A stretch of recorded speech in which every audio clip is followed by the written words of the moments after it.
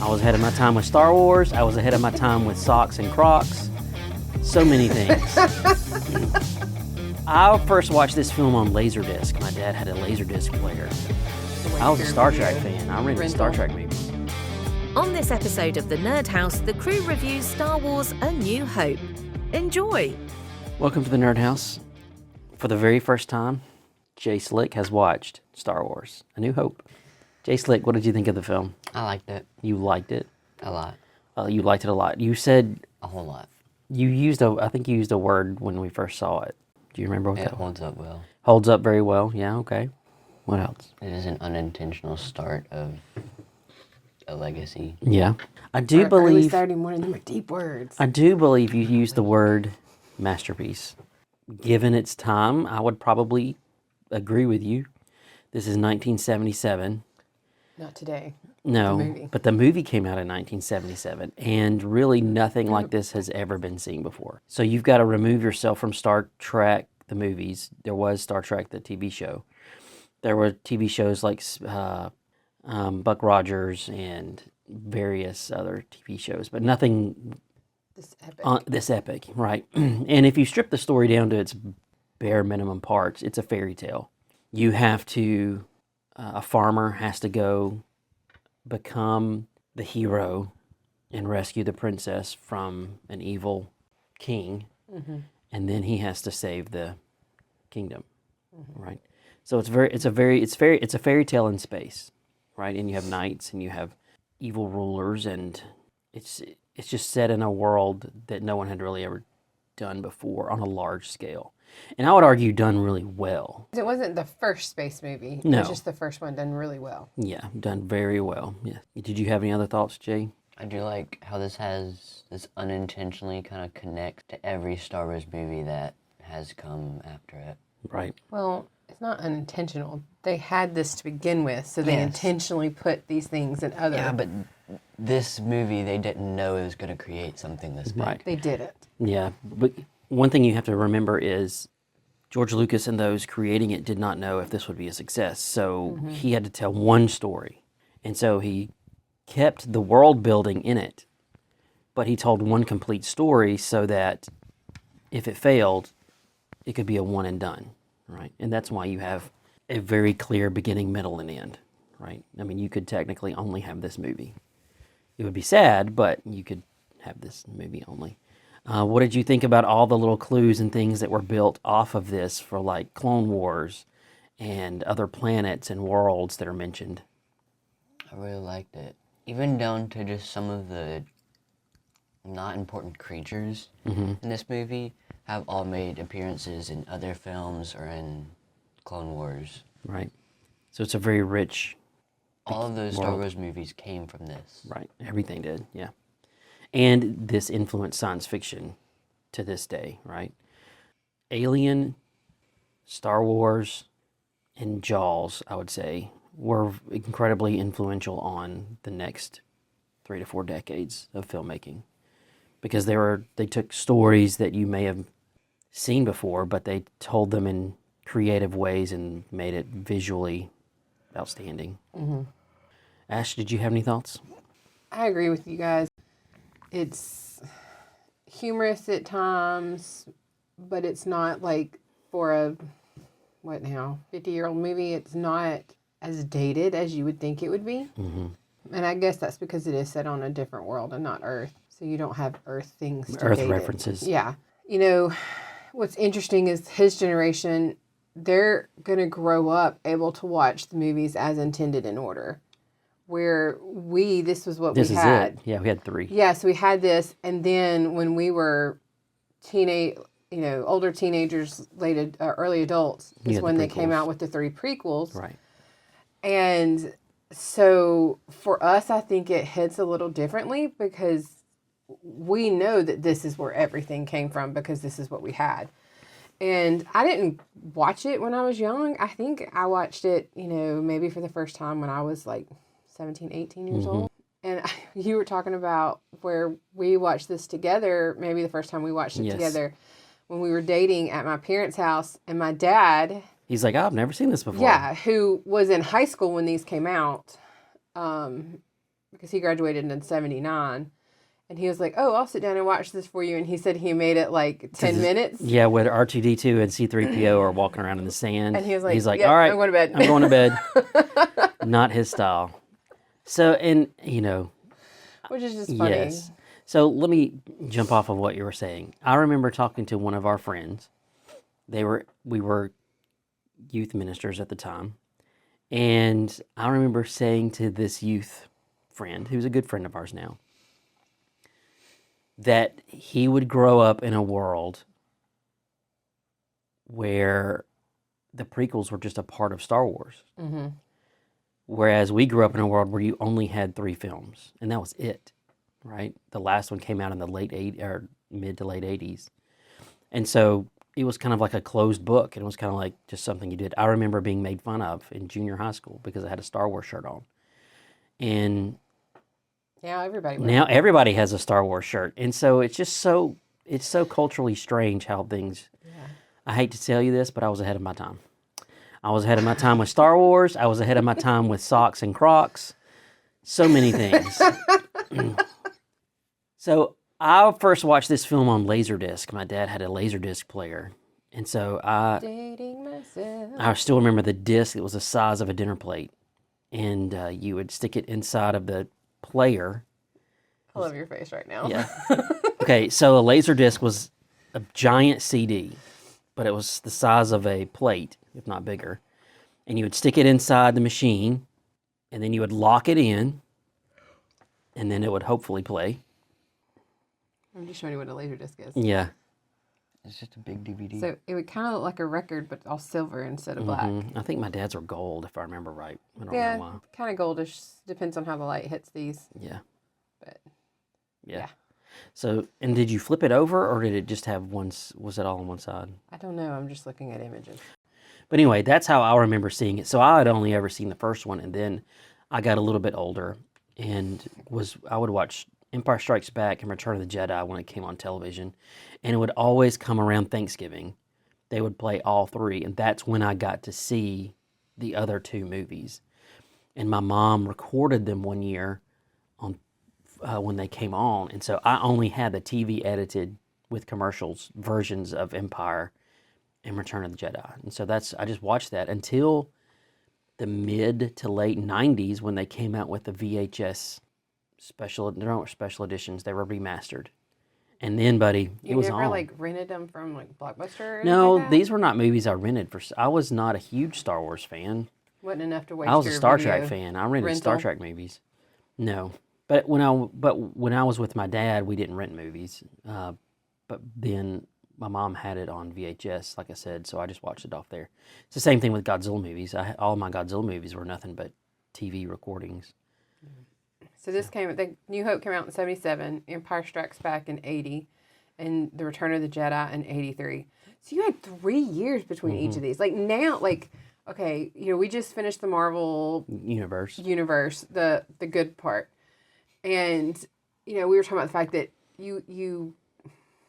there was a year between Infinity War and Endgame. And that was like, oh my gosh, forever long. But 3 years between these 3 movies, and then like you said, nothing's been out since 83. So like I'm a year older than the last Star Wars. Yeah. So, Which I just have to say. And then the first amazing. prequel, The Phantom Menace, came out in 99, the year you graduated. Yeah. So from Nothing. year 2 to the year you graduated, there was nothing. Yeah. And I think this goes back to what we were talking about earlier. The reason why these hold up is because everything is done, for the most part, in camera, real models, real craftsmanship. I was watching it, when we watched it this time, there is so much attention to detail.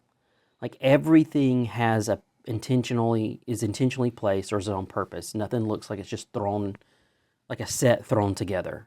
Yeah. Everything has design and intention, and I think that's one reason why it held up. Is because everything before this and every cheap copy that came after it, everything felt like a plastic or cardboard set.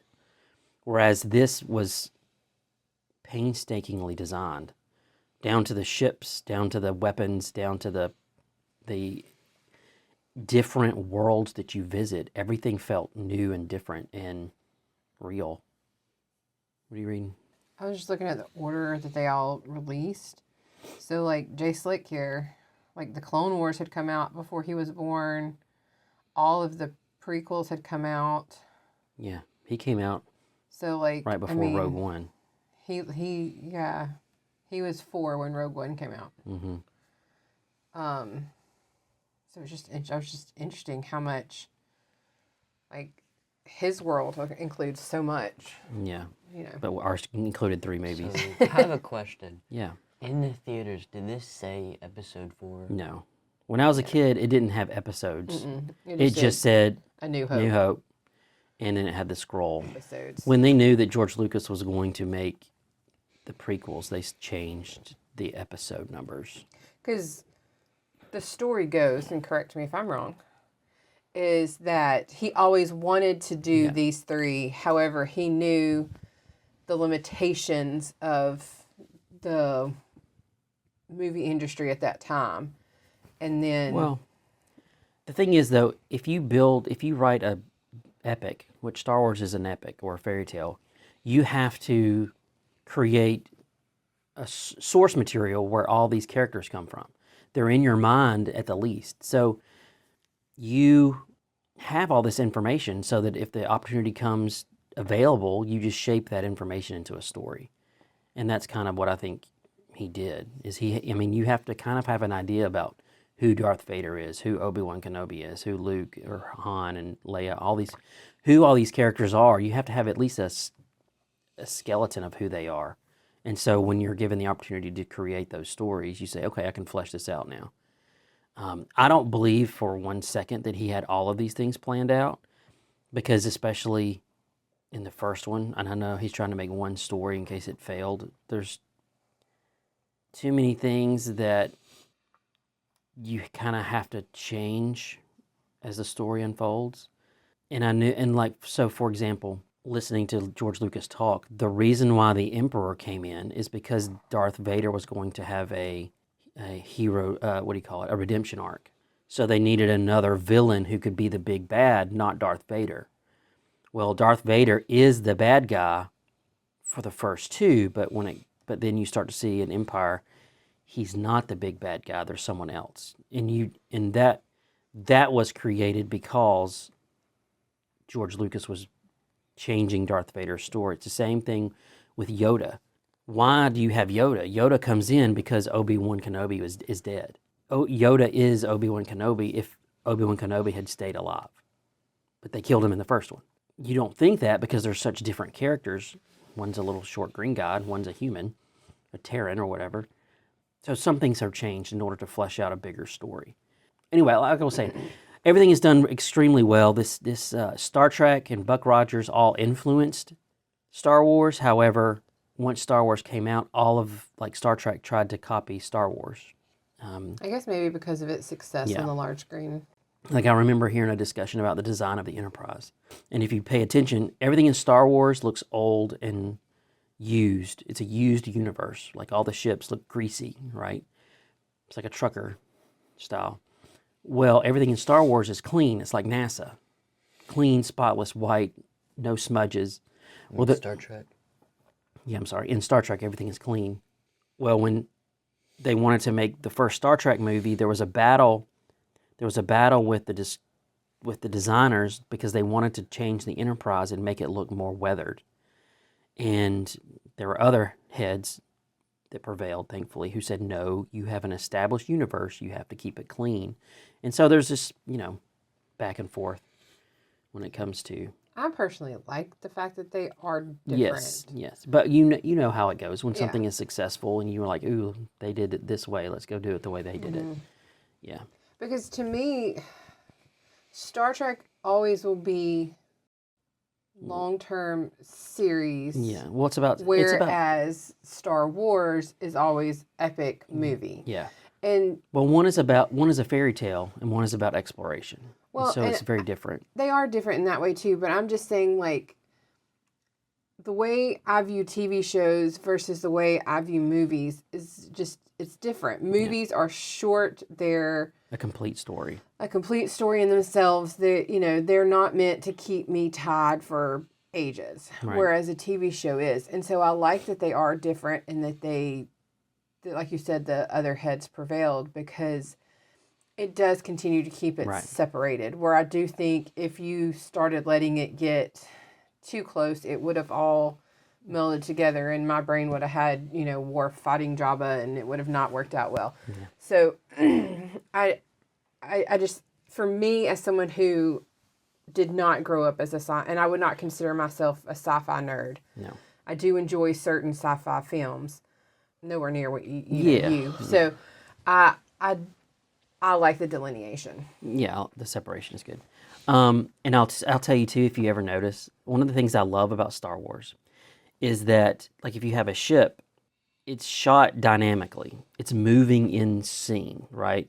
It's one of the things that makes the Death Star sequence such a great epic payoff, is because, so you had 2001: A Space Odyssey, but all of those ships in space are static. They're like motionless, and they're either moving towards the camera or the camera's moving away at a straight angle. One of the things that made Star Wars so different is they would move the camera around the ship and make it more like you're in flight. right, exactly. And so when you get to the Death Star sequence, you had never seen anything like this before. And so when you see those ships moving and turning and zipping around, and you feel like you are in that sequence, because that was one of the groundbreaking technologies, one of the things that they were trying to implement through this. And so that is also one thing that separated Star Trek. Star Trek is very static, whereas Star Wars, when it comes to especially ships, very dynamic. I also noticed that in some of the songs, especially when they're flying around, it's kind of a combination between the intenseness of the Empire, but also the hope of the rebels. John Williams' score makes this movie Yes. fantastic. I mean, I Genius. cannot imagine this movie without John Williams' score. The Death Star sequence is amazing. You can, and I'm just going to tell you, when you're listening to it, it's like battle. It's back and forth, and then all of a sudden it gets quiet, and you hear the Obi-Wan Jedi theme when Obi-Wan starts talking to Luke in the X-wing. It gives me chills, even to this day, because it's such a well-done moment. Okay, so let's talk about the movie itself. Characters. What do you think about the characters? You got Luke, Han, Leia, Chewbacca, C-3PO, R2-D2, Darth Vader, Tarkin, Obi-Wan. Those are your main characters. Goodness gracious. What are your thoughts about the characters and how they developed? Who stays the same? Who changes? In the movie, like, just if you're taking this one by itself and not the first three, you do have to take it. then I see you're beginning to see changes. Like, I don't know that anyone has just, remarkably changed, but you're seeing Luke grow. You're seeing Han's become slightly less self-absorbed. And I think Leia doesn't change much. Leia doesn't change at all. She's the one that doesn't change much. She's herself. She's herself. But, she is starting to take that leadership role. Right. She's kind of coming into that. But I don't think that, like, you have any one person just completely changing. But you're seeing that there's going to be more to these characters. I think Han Solo has the most change. He has the most change of He any went of the from a characters. selfish, Scoundrel. money-hungry guy to somebody who is willing to kind of sacrifice a Right. little bit. Right. Well, he doesn't want to be involved. He just wants money. And so everything comes down to, look, I don't want to get involved in this. I just want to make my buck and leave so I can pay off my debts and be free, That's his MO. And then having him come back at the end to save the day is an excellent payoff, because you haven't seen him make many heroic moves in the story. I do think you get an inkling of it when they're in the hangar and Han turns to Luke. Says, get her to the ship. No, he says, Han turns to Luke and says, "May the Force be with you," and he kind of has a smile. Because remember, there's that whole discussion with Obi-Wan about how this is just nonsense and I'd rather have a blaster.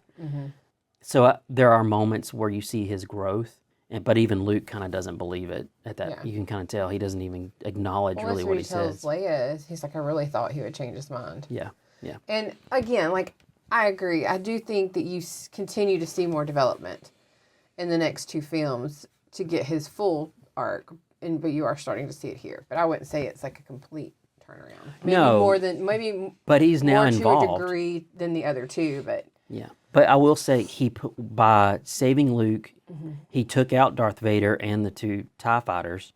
He now is involved and is a marked, like he would be a wanted criminal.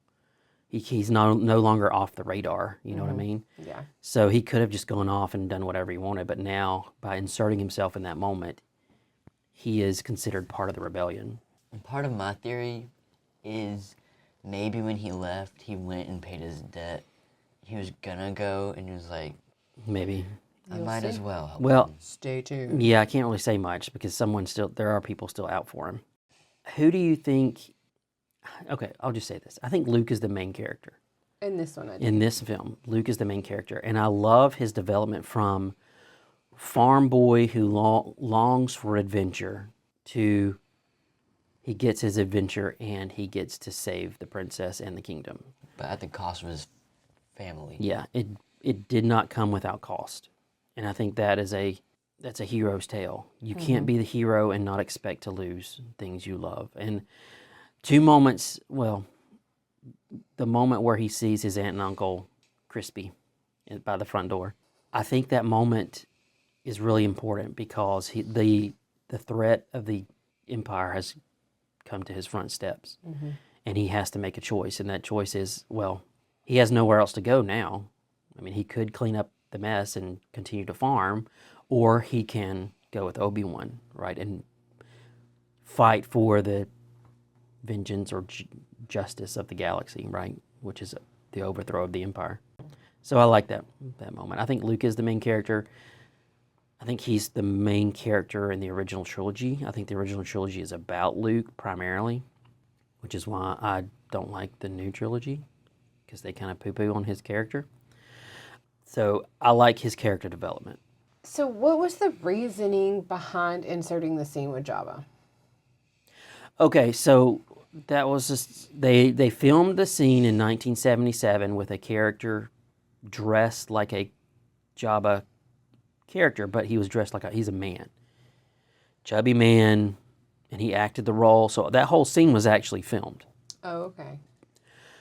Again, it was cut for probably runtime, but also in Return of the Jedi, Jabba's a different type of character. He's still kind of the criminal mob head, but he's a giant slug, Yeah. right? So it wouldn't have worked. But they cut it, and then when they reinserted it, they just put a digital Jabba in that scene. Gotcha. I can't stand it.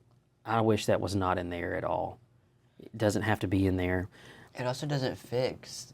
He looks way Yeah, it just out doesn't of work. place, and Yeah. he looks way too modern. Right.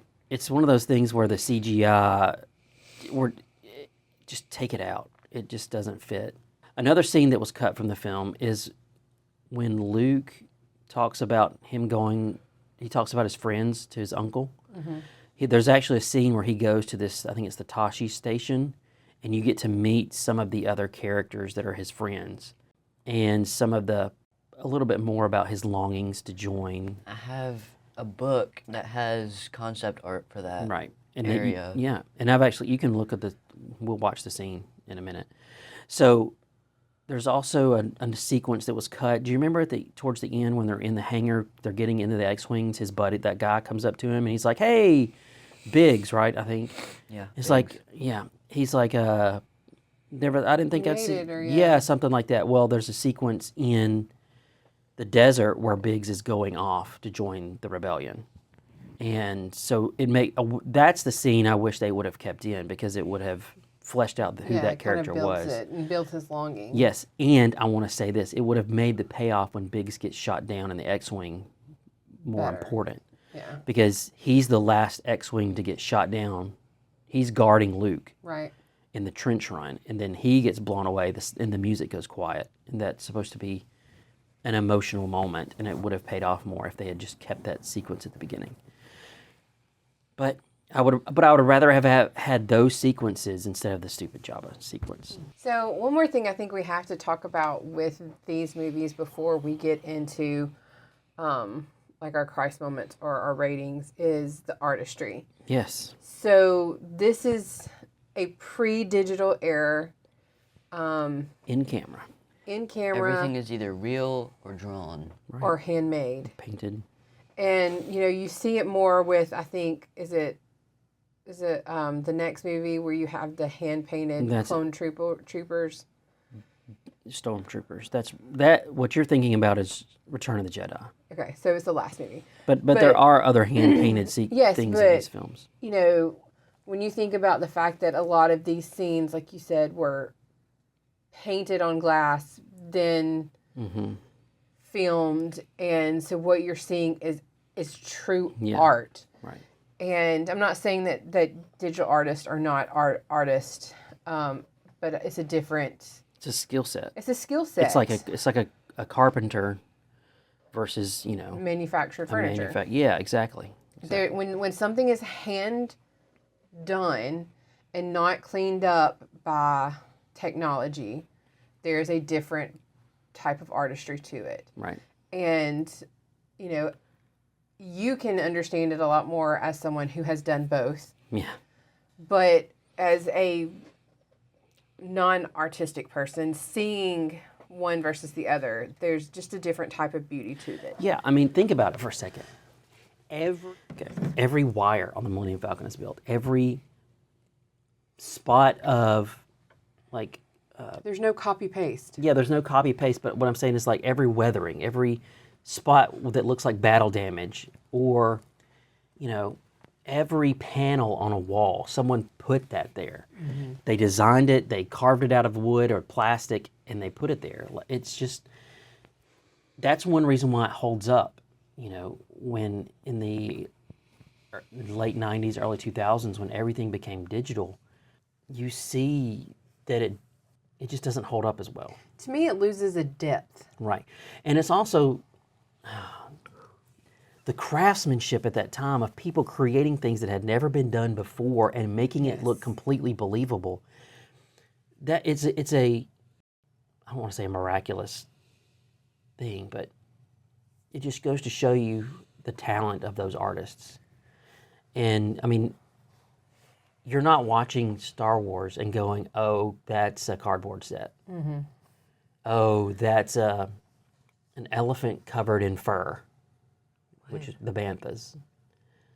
The Tusken Raiders, the things they were riding were elephants, and they were covered in. But you don't see that.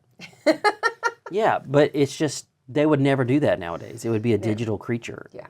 I I would love to see some of that come back. I would love to see some of that artistry come back into films. Even like the fact that every sound was human created. Like it was not a digital creation, even if it's like, human, a physical sound, or an instrument. Yeah, because you had people that their whole job was to make sounds, like knocks and pings, zaps, and blasts. Yes, and it's just it's such an amazing talent and a depth that you get to a film that I think a lot of films these days are lacking. And so you start the movie with half the heart because it's got half the human touches to it. Also, like, they were getting into scale props. Mm-hmm. Like when they're walking, they built a life-size Millennium Falcon. When they're going into the Millennium Falcon, that is a real prop. When when Luke's getting in his X-wing, that was a full-sized prop. Yeah. You would never do that nowadays. The Sandcrawler was a full-sized prop. Well, no, the Sandcrawler was a model about the size of this table. It was a remote control model.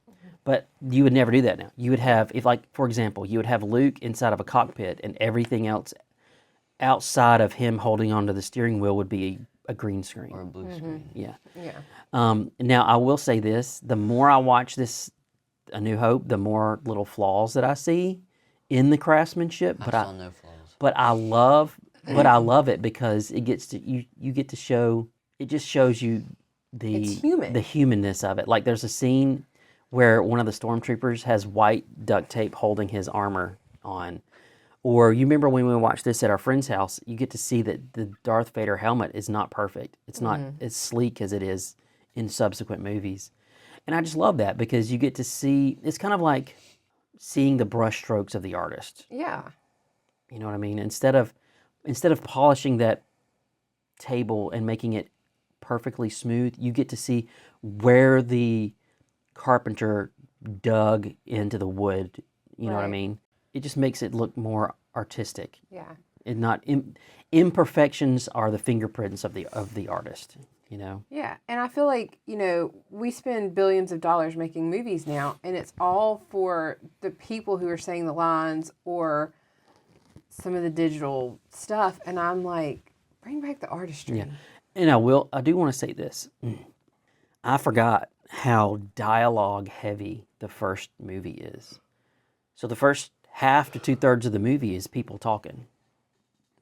And but it works because you're listening to these great actors. What are you looking at? I'm looking at the initial budget.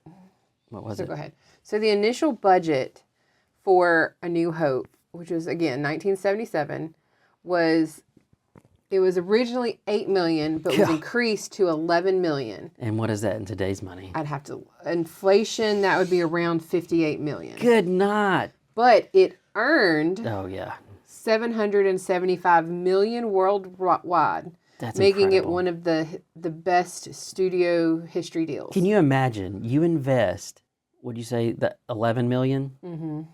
You invested $11 million and you got 700 million in return. Yeah. That's a payoff right there, buddy. Yeah. But that just goes to show you every penny was spent on screen. No money was wasted. They weren't worried about catering So or just- unions. So again, an adjusted value of the initial budget is $58 million. Okay, $58 million. is the adjusted Yes. value for today's. So if they made it, Yes, Rise of Skywalker, the official budget was $490 million. which is trash. So you have a movie that you spent like 8 times the amount to make. Yes, and it was You got cotton candy. crap back on it. Mm-hmm. You have a crappy movie, crappy story, and you have no artistry. Where you have this amazing, beautiful film that holds up, that is a true masterpiece, and is able to be passed from generation Yes. to generation. This is to a generation. generational film. Yeah. Yes. I mean, this is a film that now you have grandfathers showing to their grandchildren. Right. Not Pop, because he didn't care for Star Wars. No. But, Yeah. but, you're in that, because, my dad, again, graduated in 79, so he was a teenager, early adult when these came out.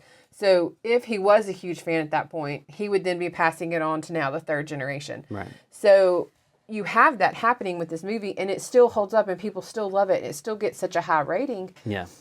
versus something that you spent, again, 8 times worth to make, Yeah. and It's amazing. everybody's like, that movie doesn't exist. We pretend like it doesn't exist. Yeah. It doesn't.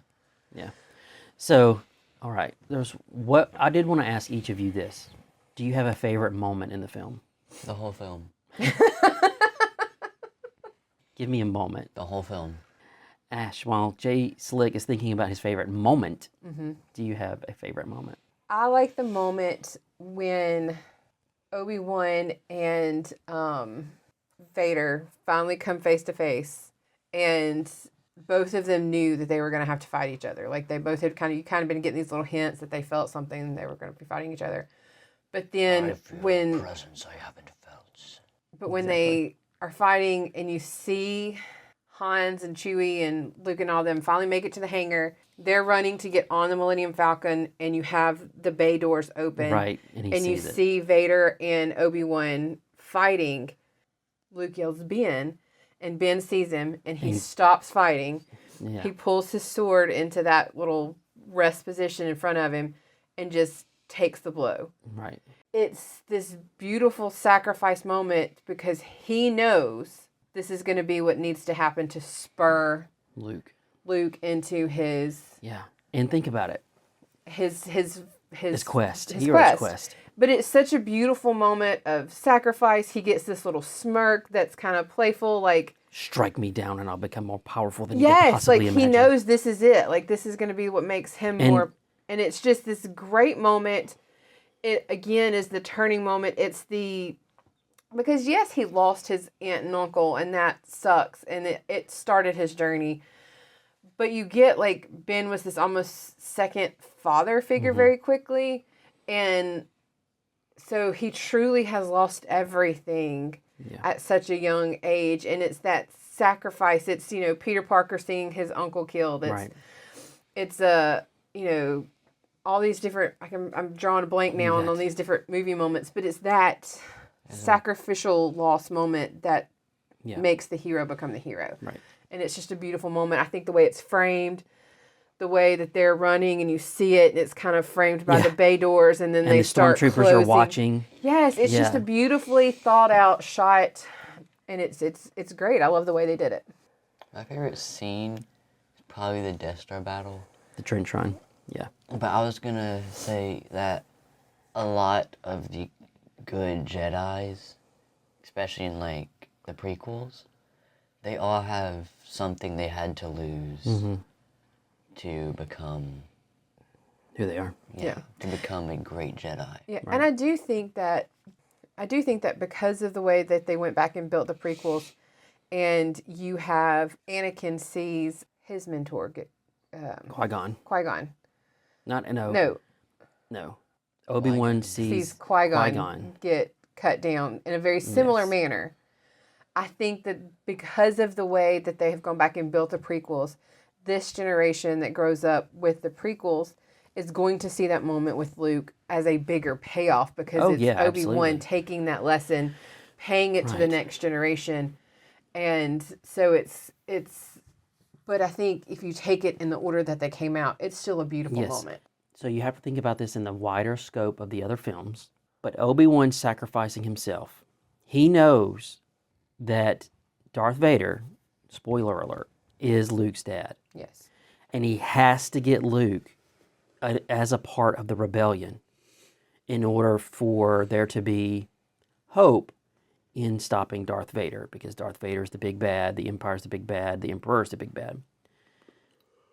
Obi-Wan loves Anakin, and he knows that the only way to save Anakin is probably by his son. So when he says, "Strike me down, I'll become more powerful than you can possibly imagine," in retrospect, I think he's saying, by my sacrifice, your son is going to save you. And I just love, because I think the original three are about the redemption of Darth Vader through Luke. And so Obi-Wan becomes such an important, and his sacrifice becomes such an important part of everything. What? Oh, you were talking about the Jedi. Okay, How you're good. each Jedi in the prequels has their own thing they lose. Yes. Yep. Yeah. Some of them lost more than one thing. Did you want to tell us a favorite He did moment? the trench run. I mean, do you want to flesh it out at all? I just liked it. So what's your favorite moment? Well, real quick, let me talk about the trench run. I love the fact that you're sitting through this fairy tale space movie, a lot of dialogue, a lot of running around and shooting bad guys, and you're watching this movie for the first time in 1977, and you have no idea that what's coming at the end of this movie is the trench run. You have no idea. Not only that, you're going to see things happen on screen that you've never seen before, and that is a real space battle, right? So I love the fact that the trench run exists, but I love the joy of this is the payoff. So I do love the I think it's the framing payoff of for that. the boy. Huh? It's the payoff for boys. Okay. Now, that's not my favorite scene. I just love that that's what you get to see. The dialogue in the film is great. I love listening to characters talk and world build. I just love the fact that cinematically you have the Death Star run at the end. And it's like, yeah. See, I can appreciate that cinematically it was the first of its kind. I can appreciate that it has influenced so many different things. Mm-hmm. And so many different things now have their version of a trench run. Mm-hmm. But I gotta admit, it's an action sequence. yeah. I got you. I mean, again, girl. Yeah. Okay, my favorite scene. Are you ready for this? I'm ready. Jabba the Hutt. Number one, I have two favorite scenes. My first favorite scene is the scene when Luke's uncle tells him he has to stay on for another year. And Luke is frustrated, and he goes out, and you have the beautiful John Williams score as he's looking out over the sunsets. But has now become the Force theme, basically. Yes. But I love the fact, the emotional moment is he longs for adventure, and the adventure is passing him by. But he wants it so bad. Yeah, but he's also being loyal to But the he's people also who raised being him. a good family member, you Yeah. know? But I love that moment because he just stares at those two sons, and you feel his longing for what's out there.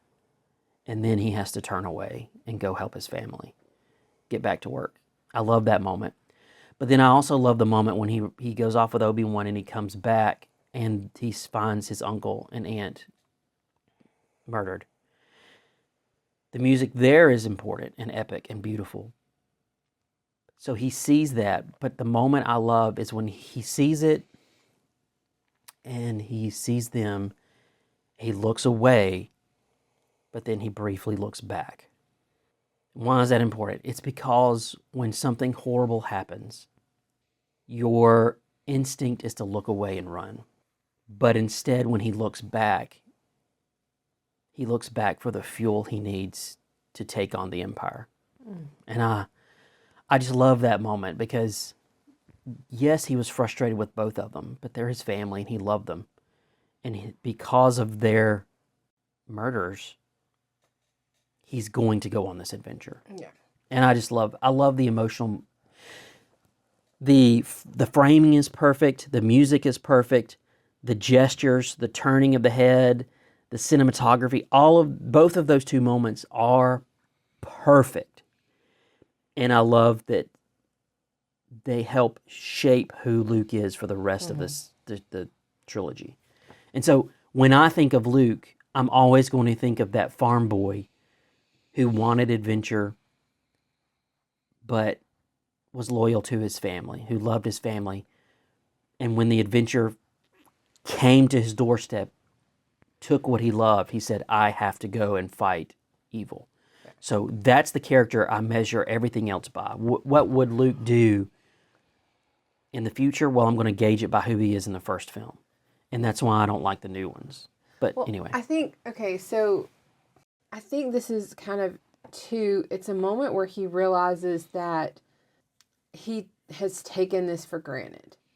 Because you have that conversation where, he wants to go off and his uncle says stay. And he asks his uncle about his father, and his father kind of doesn't want to talk about him. He tells him his father's dead. And he talks with Ben, and Ben says his father's, he wants to know his father. He knows that this is not his real quote-unquote family. But when he sees them murdered, he's like, these were my parents. These were the people who were there when it mattered. They raised me. And raised me. And so I think it's also that moment that makes him grow into a man, because he does see that I didn't have my biological dad in the picture. I had two parents who loved me and took care of me and did the best they could. Right. And so I think that's a growth moment for him. Definitely a growth moment. Because he sees, this is my family. Yeah. And I think that's why, we have a friend who doesn't necessarily care for the tornado scene in Superman and Man of Steel. Oh, okay, yeah. But I do, because that's part of why I love it. It's because he just has that argument, you're not my real dad. And then he has the pain of losing that guy and the realization that this was my dad. Right. And I think that that is a growth moment for Luke. I think that those are beautiful moments when you realize that the family you have was the ones that were there for you, and you have to honor that. And it's also a moment of choice and decision. And I think that's what suffering brings. Mm-hmm. Do you stay in the suffering and be sad, or do you fight and continue on and do something about it? I think that's his flagpole moment.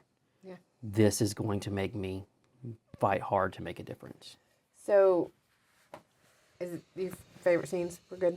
Yes, I think so. I'm trying to think if there was any other. Those moments are the seeds for Luke's character, and I think that's really important. I love seeing all of the ships. It just makes my heart so happy. I know you do, little I nerd. love it. I love them so much. As we go into our And by the way, just real quick, Tarkin is awesome in this movie, Yes. and he's the character I love that has been built up, except for especially in Rogue One, And in the to Clone make him Wars. who he is. And I love his character more and more. But anyway, Remind me continue. who Tarkin is the older man who's on the Death He Star. commands the He talks to Leia about General Tarkin, like the Grand Moff Tarkin. yeah, Yes, yes. But in the Clone Wars, He's he was a commander, yeah. but he went on a mission to rescue another Jedi with Anakin, and he has this line that I really like where he says, "How do we know that the Jedi are doing the right thing? Mm-hmm. How do we know that the Republic is what is right?" Mm-hmm. Wait, he's a bad guy, isn't he? Yeah, he's a bad guy. Okay. In the Clone Wars, he was a He just becomes good a part of guy, the Empire. Yeah. but he's doubting yeah. Okay, I got you. everything So the he Jedi kind of has a is. similar story as to Anakin. He ends up. Okay, so what are we gonna So say? anyway, so as we kind of move into gospel moments, Obi-Wan. Mm-hmm. Okay, is he a John the Baptist? Probably in the thematic sense because he's paving the way for Luke. Yeah. I was just when we were talking, it just kind of hit me. You know, it would be easy to say, "Oh, his sacrifice is very Christ-like," and in some ways it is. But I'm almost like, is it more John the Baptist? I must decrease Yeah. as he increases. I think that's a good metaphor. In this movie, is there a Christ moment, or do you just start to see redemption arcs that you will see Yeah. later in the? There's a lot of redemption arcs, especially Han. So I don't know that we have a true Christ figure yet in the films, Yeah, but we do have redemption arcs right, and the building up of a ultimate hero. right. So let's talk ratings. Anything else before we hit ratings? I just want to say this one quick thing about the trench run that I forgot and I never noticed before. When they're in the trench run and the X-wings they're inside the trench. You have the tower shooting at them, and the towers and the music get quiet 3 times, and on the third, each time the towers stop, it's to let the audience, the pilots know, but also the audience to know that they're being chased by the Yeah. 3 TIE fighters. It stops when they come in. Yeah, but that happens 3 times, and on the third time, it's Luke and Darth Vader, and that's when Han Solo comes in and saves the day. I just think it's beautiful because it just cinematic silence, signifying a threat. My Bring back my the only industry. my only critique on I wish the Death Star explosion was a little bit better. The big ring was added later, but I wish what I would have done is I would have had a little small thing, like I would have been closer to the Death Star, and I would have seen little explosions happen where you get to see the fire kind of explosions coming Kind through of the more like panels. Independence Day. Yeah, like pop, pop, pop, pop, and then then you zoom out to the big explosion. So I would have done that. 'Cause they do say it would set off a chain reaction right. of So, explosions. That's my only critique, but at the same time, I do know, hey, you're pushing an $11 million budget. So In the 70s. in the 70s, that's my only critique. This makes Rogue One have such a huge payoff feeling because it is where they Yeah. get the plans Rogue for the One Death has Star. a bunch of payoffs. Right. Yeah. And so I think that's one of the reasons why Rogue One is one of our favorites Yes. because Although the more I watch Rogue One, the more I realize it's really set up like it follows the same pattern and beats as A New Hope. yeah. You have a character who has to be pulled into what's her name? Urso. Jyn Erso. Erso has to be pulled into the rebellion, whereas Luke wants to get involved. But you still have this journey of getting her involved, or getting the hero involved, and then having some kind of death that gets the hero to make the choice, and then you have a payoff, which is the Death Star. Well, Rogue One has that same thing. So Yeah. I like Rogue One a lot. The more I think about it, the more I'm like, it's not as original as I had anticipated, but I still think it's a worthy prequel. Oh yeah, I love it. All right, so ratings. Here at the Nerd House, we rate Kittens. 5 Kittens is perfect film, masterpiece. 4 Kittens is really great, almost perfect. We're going to watch this again and again and again. 3 is our middle of the road. You know, it's a good movie, but Yeah. maybe not our favorite. 2 is a meh, which means probably not going to watch this more than every 10 years or so. 1s are, barely made it through that one. And then we have Litterbox. And so let's start off our ratings. Jay Slick? 4. 4 Kittens. All right. This cat has a top hat and a monocle. It's a fancy cat. Do yours, Ash. Fancy kitten. I think this is a 4 kitten. It's hard to give anything 5 kittens. I think we've had 1 so far. What did we say was 5? E.T. Oh, did we really? We said E.T. was a 5. Wow. So this is not E.T. level for me. E.T. But is in it is- Star Wars. Not this one, but in another one.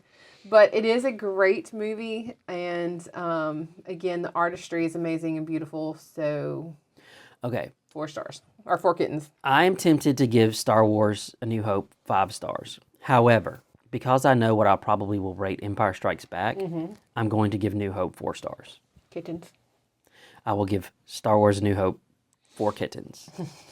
Because I think Empire Strikes Back is the best in the trilogy, which means I have to leave room in our rating system to let it contend for a 5. Does that make sense? Yeah, it does. So everybody gives it a 4. Yep. If we were rating this as In our personal scales. our we personal did rate it. scales, this would be like a 4.5. I think we all rated it a little higher in our personal scales. Every day I worry all day, all day. Something's waiting in the bushes of love. Something's waiting in the bushes for us. I used to ride. Thanks for listening. Please like and subscribe and hit the bell for notifications.